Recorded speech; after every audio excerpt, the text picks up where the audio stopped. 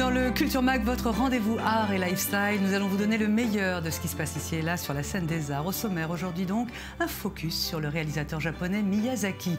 Il est l'un des maîtres du cinéma d'animation. Son dernier film, Le vent se lève, a fait plus de 85 millions de dollars de recettes. Pourtant, Miyazaki a décidé d'arrêter le cinéma et c'est dommage. Nous verrons comment la presse, le cinéma et même les Simpsons lui rendent hommage. Dans ce journal, nous suivrons également un drôle de duo. Ils sont américains, sac à dos et boîte à musique en poche. Ils vont de ville en ville enseigner l'art du beat making lab, l'art de faire du rythme. Leur dernier voyage est passé par l'Afrique, en République du Congo. Voilà pour le sommaire, merci de votre fidélité. On commence en bref avec quelques news et des récompenses à nouveau pour le cinéma. C'est décidément la saison des trophées. Là, il s'agit des prix Louis Lumière. Ils sont donnés par la presse étrangère en poste en France, mais ils récompensent les meilleurs films français. Et alors sans surprise, c'est La vie d'Adèle qui a raflé la mise. 4 prix, dont celui du meilleur film, meilleur réalisateur, meilleure actrice pour Léa Seydoux. Quant à Guillaume Gallienne, eh bien, il a gagné, lui, le prix du meilleur acteur pour Guillaume et les garçons à table. Le jury des prix Lumière était présidé par Carole Bouquet. Une annonce qui fait du bruit à Varsovie et puis dans le monde. Le musée d'Auschwitz a lancé sur son site d'enseignement de la Shoah en ligne des versions en arabe et en farsi. L'objectif, bien évidemment, est de toucher, voire de convaincre un public désinformé. Depuis 4 ans, l'enseignement en ligne de la Shoah se fait en polonais et en anglais. Outre l'arabe et le farsi, le musée a lancé également un service en espagnol et en portugais. Il faut savoir que les Espagnols sont parmi les plus nombreux à visiter le musée d'Auschwitz à Varsovie. Et puis, le conte de fées continue pour Rose Fostanes, la gagnante de X Factor version israélienne. Elle vient d'obtenir un visa de travail de chanteuse. Rose Fostanes, 47 ans, a certes gagné le concours de chant, mais dans la vie, elle est auxiliaire de vie pour personnes âgées et elle a un visa pour cela. Alors, le ministère de l'Intérieur a réagi très rapidement. Gideon Saar lui a fourni un visa de chanteuse. Il facilite ainsi la nouvelle carrière de cette Philippine qui fait rêver tout le monde. Voilà, retour au cinéma maintenant avec notre focus sur le grand Hayao Miyazaki. Ce réalisateur japonais compte parmi les meilleurs créateurs de films d'animation du monde. Il vit dans la banlieue de Tokyo, il a 72 ans, il a des rhumatismes. Son studio d'animation possède une crèche pour permettre à ses employés de travailler et d'élever ses enfants. Et les longs métrages de Miyazaki sont des perles d'humanité et de délicatesse. Son dernier film, Le vent se lève, connaît un succès fulgurant partout dans le monde. Pourtant, Miyazaki a décidé d'arrêter les films d'animation. Voici les faits d'abord avec Avery Rosenzweig et David Gombin. J'ai déjà causé pas mal de grabuge en annonçant plusieurs fois ma retraite dans le passé. Donc la plupart d'entre vous doivent penser une fois de plus. Mais cette fois, je suis vraiment sérieux. À 72 ans, le réalisateur a donc annoncé qu'il arrêtait sa carrière. Réputé pour son perfectionnisme et pour son acharnement au travail, le maître Miyazaki continuera de diriger les studios Ghibli, mais arrête sa carrière de réalisateur. Un peu plus tôt cette année, le cinéaste a présenté son dernier opus, certainement le plus sujet à controverse en presque 50 ans de cinéma. Le vent se lève, il faut tenter de vivre est un film d'animation qui raconte la vie de Jiro Horihiroshi, l'inventeur de l'avion de chasse Zero Fighter, utilisé par les Japonais lors de la Seconde Guerre mondiale. Miyazaki a commencé sa carrière en 1963 en tant qu'animateur et graphiste pour la télévision. En 1985, il fonde les studios Ghibli afin de porter à l'écran ses propres projets. Les films y sont innovants, tout comme la politique sociale. Miyazaki fut le premier au Japon à attribuer des avantages sociaux à ses employés. Miyazaki a enchaîné les succès. Sur les 10 films qu'il a réalisés, 4 figurent dans le classement des 10 films les plus rentables de l'histoire du Japon. Parfois surnommé le Walt Disney japonais, vénéré dans son pays, il est surtout connu pour avoir créé des univers magiques aux paysages colorés et habités par des personnages fantasques. Les problèmes environnementaux sont récurrents dans ses films, mais sans jamais franchir le pas de l'engagement politique. Avec le thème de son dernier long métrage, le Japon et la Seconde Guerre mondiale, la question du nationalisme japonais ressurgit et le public est divisé. Certains craignent d'y voir une apologie de la guerre, d'autres, au contraire, lui reprochent son antimilitarisme. Le vent se lève se distingue de l'habituel univers fantastique du cinéma. Pourtant, ses fans ont bien compris que ce film était bien un Miyazaki. Cette fiction, qui fait signe de la maturité du réalisateur, reflète un rêve qu'il a toujours obsédé, voler, un thème récurrent dans la plupart de ses films et qui témoigne de l'âme d'enfant qu'il n'a jamais perdue. Je crois profondément qu'à travers notre travail, nous pouvons dire à nos enfants que la vie vaut le coup d'être vécue, et cela, j'y croirai toujours.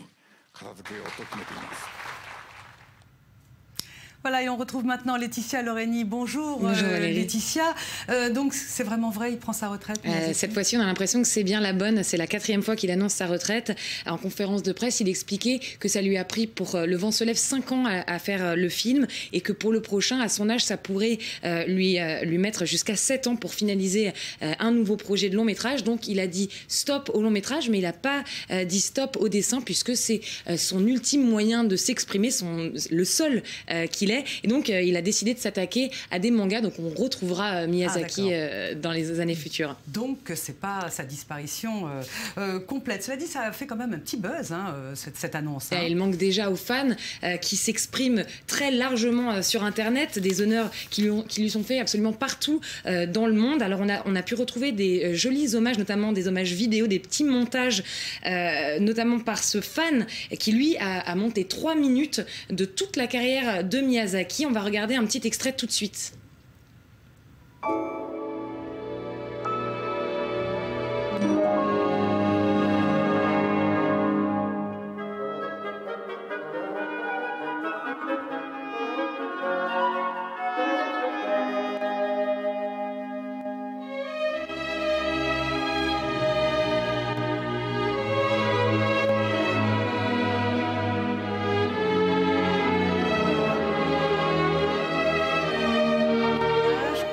Donc sur Internet, c'est un fan de Miyazaki. D'autres réactions? Évidemment, la presse française, puisque le film sort demain en France, en parle. Elle dit déjà au revoir, comme si Miyazaki avait complètement disparu de l'existence. Donc Le vent se lève, dernier testament, enfin le testament de Miyazaki, le dernier vol de Miyazaki. Donc voilà, tout le monde réagit à ce grand maître de l'animation. Ce film, Le vent se lève, est nominé aux Oscars. Miyazaki avait déjà reçu un Oscar pour Le voyage de Chihiro. Il se joue quelque chose, là, il y a un enjeu? Alors, ce qui se joue, c'est qu'il se retrouve en face du géant Disney. Il a de grandes chances de remporter cette année, notamment parce qu'il a annoncé sa retraite. Donc, l'Académie se dit, bon, c'est peut-être la dernière occasion de lui offrir un Oscar où il pourra être présent, puisqu'en 2003, quand il a reçu l'Oscar, il n'était pas venu à la cérémonie, puisqu'il disait qu'il ne voulait pas visiter un pays qui attaquait l'Irak. Donc il se retrouve ironiquement face à Disney, qui est son distributeur aux États-Unis, et Disney qui a un message complètement différent que les films d'animation de Miyazaki. Le Disney, c'est le bien contre le mal, c'est des images, des histoires beaucoup plus naïves. Miyazaki, c'est beaucoup plus pour les enfants. Miyazaki, c'est plus politique, avec des vrais messages pour la société. Donc Le vent se lève se retrouve face à Frozen dans la catégorie meilleur film d'animation.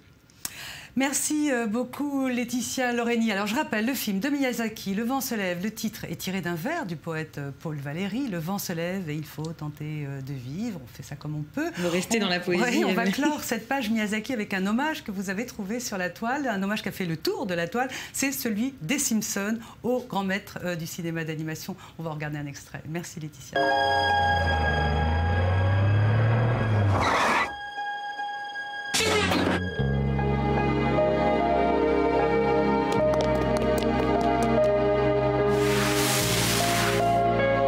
You didn't see nothing. Scram!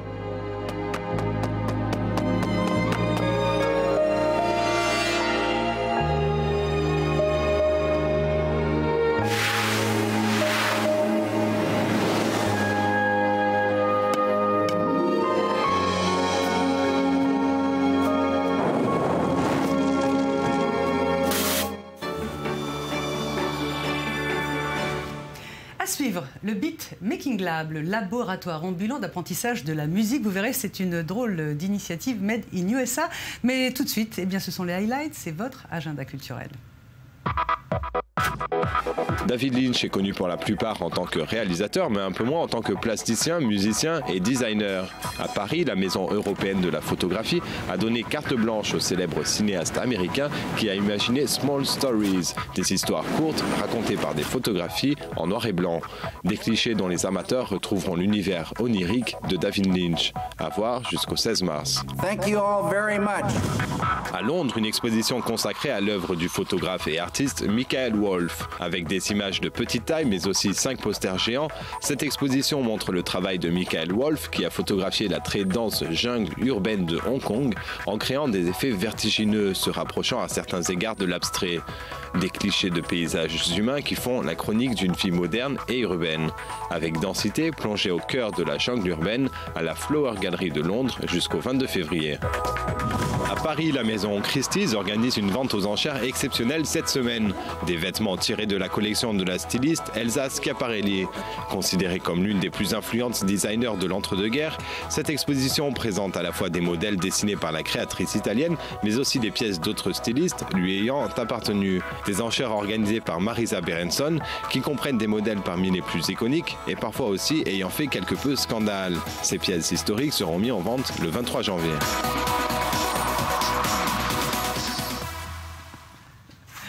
Partons maintenant aux États-Unis à la rencontre de 2 jeunes musiciens. Ils ont créé le Beat Making Lab, un laboratoire d'apprentissage de musique qui les a entraînés un peu partout dans le monde. Et récemment, ils sont partis au Congo. Embarquement immédiat avec Avery Rosensby et Sandy Fortis et David Gomba.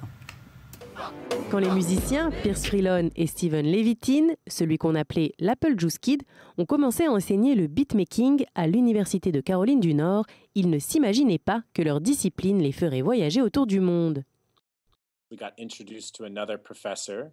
On a rencontré le professeur Shai Andelika Rivers et elle nous a invités en République démocratique du Congo, en Afrique de l'Est. On a trouvé que c'était une aventure intéressante de voir comment ce programme pourrait se traduire dans un contexte international, dans un centre communautaire.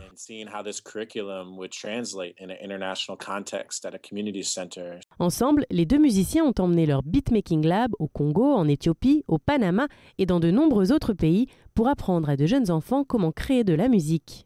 Nous nous trouvons dans les rues poussiéreuses de la République démocratique du Congo. Leur équipement sur le dos, ils se sont alors associés avec des centres communautaires et des organisations à but non lucratif.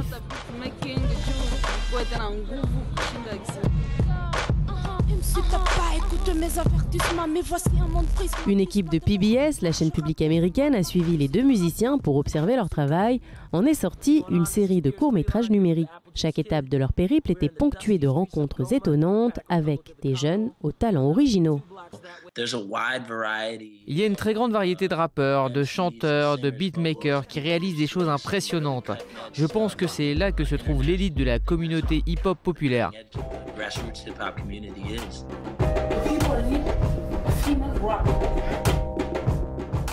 Enseigner à des jeunes venant de différents pays avec différents héritages musicaux permet de découvrir de nouveaux sons.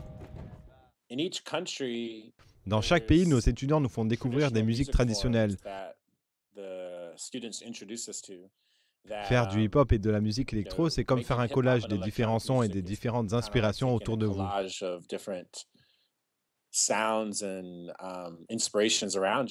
En rencontrant toutes ces personnes sur leur route, ils enrichissent leur propre création musicale. Aux îles Fidji, un jeune a apporté sa batterie. C'était une batterie assez spéciale.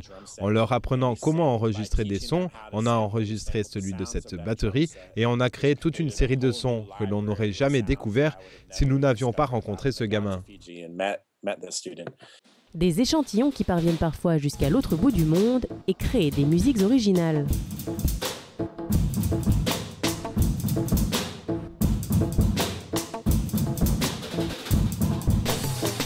Parmi les nombreuses régions que Pierce Freelon et Steven Levitin veulent ajouter à leur carnet de voyage, le Moyen-Orient est définitivement sur la liste. Je pense qu'Israël et les territoires palestiniens seraient un lieu très particulier pour emmener notre musique. Ça véhiculerait une idée de paix. Il y a un groupe d'étudiants passionnés à Bethléem que j'aimerais beaucoup aller voir. Les 2 musiciens sont évidemment ouverts à toute invitation à découvrir un autre pays et à y poursuivre leur cours de musique si particulier. Si vous faites partie d'une communauté qui utilise l'art et la musique pour transformer la vie des jeunes, Beatmaking Lab est le partenaire idéal. Alors n'hésitez pas à nous contacter à beatmakinglab@gmail.com. Et n'oubliez pas de consulter notre site beatmakinglab.com. On ne sait jamais, notre prochaine étape est peut-être près de chez vous. Voilà, c'est la fin de Culture Mag. Merci pour votre fidélité. On va se quitter avec des images de mode en marge de la haute couture. Un petit label, on aura tout vu. Merci.